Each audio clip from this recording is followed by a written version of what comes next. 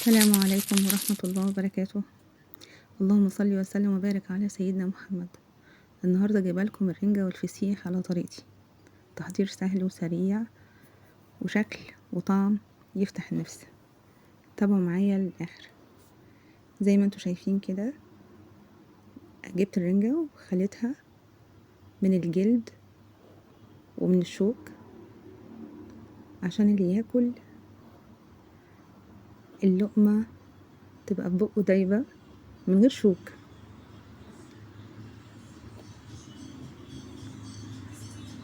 وطبعا غير فوائدها والطعم بيكون أقوى والتدخين. طبعا السمك ده مدخن زي ما احنا كلنا عارفين. انا ما بحبش اشويها. انا بحس ان الشوي بيفقدها عناصر غذائية كتير، وكمان بحس ان بيديها نسبة ملوحة اعلى. عدم الشوي الطعم بيكون اقوى والتمليح بيظهر اكتر. من غير شوي القوام بيكون طري وغني ومش بينشف معانا زي لما بتتشوي. بتحتفظ بأوميجا 3 اللي هي الدهون الصحية، مفيدة جدا للقلب والمخ. والتحضير كمان بيكون أسهل ومن غير تسخين ومن غير بقى روايح تملى الشقة ونفضل بقى نفتح في بخور. طبعا احنا كده كده في بخور لأن الروايح بتبقى أصلا نفاذة. خليتها كلها من الجلد والشوك وقطعتها قطع صغيرة جدا. القطعة قد اللقمة بالظبط. هنا كمان بقطع البطارخ بتاعتها لأني هعملها سلطة بالطحينة.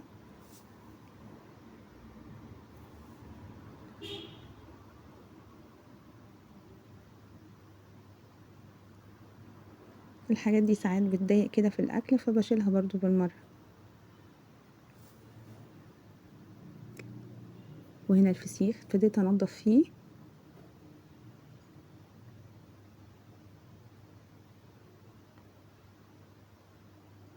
هكمل تنظيفها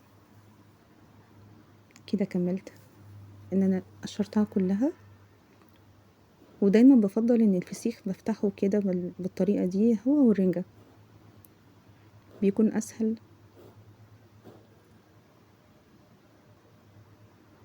بنضفها كويس من اي حاجة.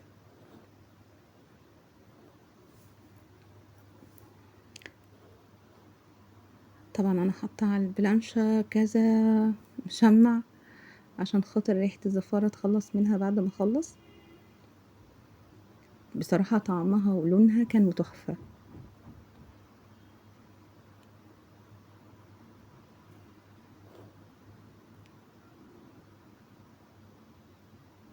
هنا انا بخليها من اي شوك يضايقنها اثناء الاكل،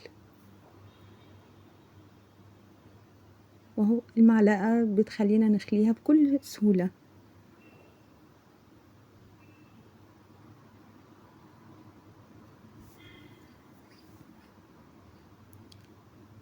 وده الجزء التاني.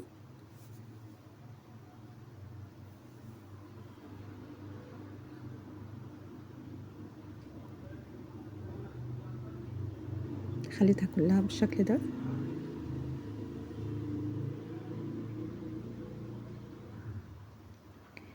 هنا بقى دي طريقة من طرق تقديم الرنجة.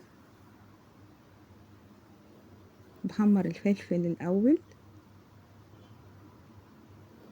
تشويحة بسيطة في زيت، وبعد كده بنزل عليه بالطماطم برضو بدلها تشويحة بسيطة، وبعد كده بدلها شوية فلفل أسمر.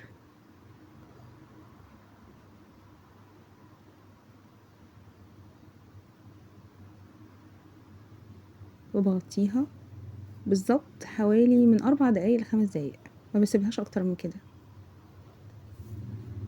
بنزل عليها بالرنجة المتقطعة.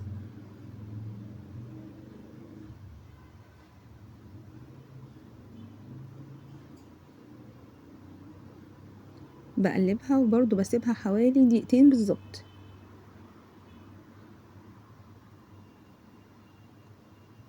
وبغطيها عشان خاطر تندمج مع بعض. وبعد كده برجع اطفي عليها كده كويس جدا. قوامها وطعمها هيكون معاكم حلو. ما تسيبوهاش اكتر من كده عشان خاطر بتنشف. هنا دي البطارخ، حطينا شطة وحطينا طحينة وزيت وليمون.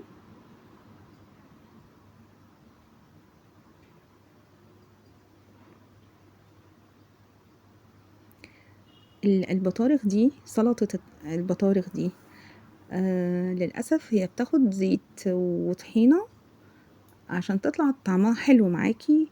يعني لازم تخليها غنية بالطحينة والزيت وطبعا الليمون. لو بتحبي بقى الحاجة سبايسي ضيفي عليها قطع فلفل او شطة زي ما انا حطيت. انا عشان مدخلة الفلفل في كذا حاجة دي حطينا عليها شطة. بفضل اقلب فيها كده لحد ما تلاقي قوامها معقول، وببتدي افضيها في طبق.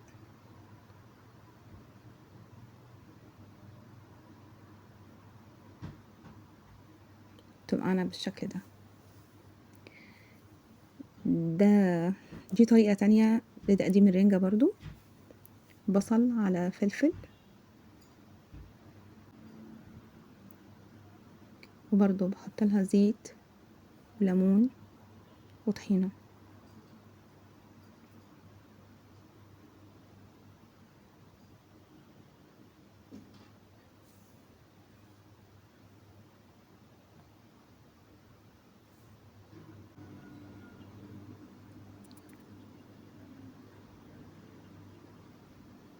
بنقلبهم هنا كويس.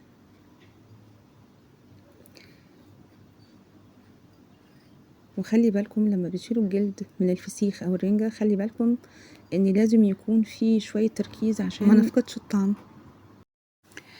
الناس اللي بتحب الفسيخ والرنجة لو عايزين يحتفظوا بيهم لأطول وقت، احتفظوا بيهم في مكان في التلاجة في علبة محكمة بيكون عليهم زيت وشطة وليمون، وتتأكدوا ان هم مقفولين كويس. في اي وقت تقدروا تطلعوهم وتاكلوا.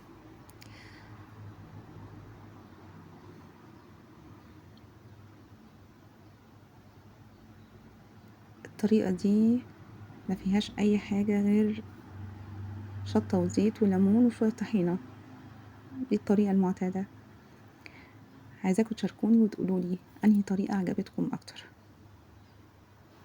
في التعليقات. ما تنسوش تعملوا لايك وشير وتابعوني علشان تشوفوا كل جديد. وبألف هنا وشفا.